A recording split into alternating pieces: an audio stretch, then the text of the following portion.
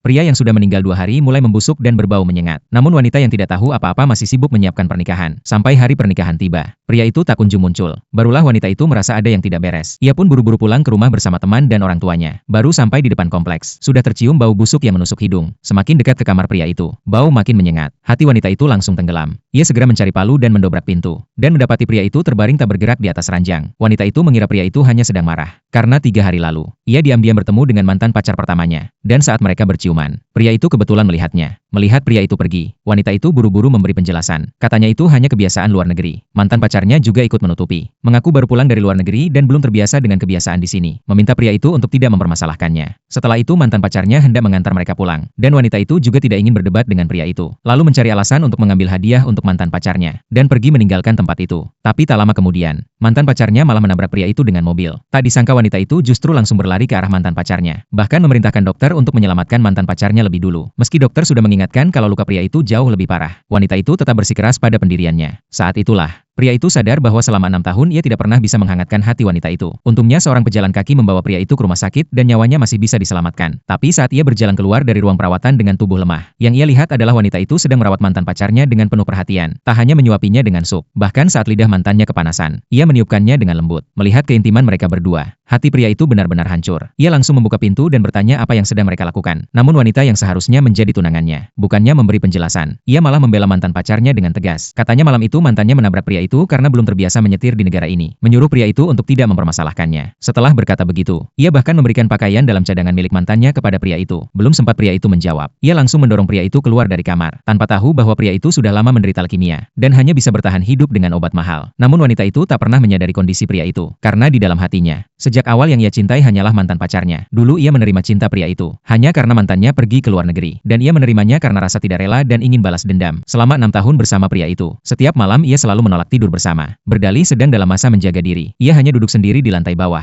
menatap lukisan wajah mantan pacarnya di dinding dengan tatapan kosong. Pria itu sebenarnya sudah lama tahu semuanya, tapi ia tidak mau mengungkapkannya. Ia hanya ingin menemani wanita itu hingga akhir hidupnya. Tak disangka sekarang, wanita itu malah membawa mantannya pulang dari rumah sakit, dan menyuruh pria itu pindah ke kamar pembantu. Pria itu tak tahan dan mencoba melawan, tapi wanita itu malah memarahinya. Melihat situasi itu, mantan pacarnya ingin menguji seberapa penting dirinya di hati wanita itu. Ia pun sengaja merusak gitar kesayangan wanita itu, lalu memukul kepalanya sendiri dengan keras, berpura-pura seolah dipukul oleh pria itu. Saat wanita itu mendengar suara ribut, ia langsung datang, tanpa bertanya apapun, langsung menampar pria itu, memaksanya meminta maaf pada mantan pacarnya. Pria itu sudah berusaha menjelaskan, meski sudah menjelaskan dengan sepenuh hati, wanita itu tetap tidak percaya. Melihat itu, pria itu hendak mengambil rekaman CCTV. Namun saat itu juga mantan pacarnya menghancurkan gelang kenangan mereka. Wanita itu langsung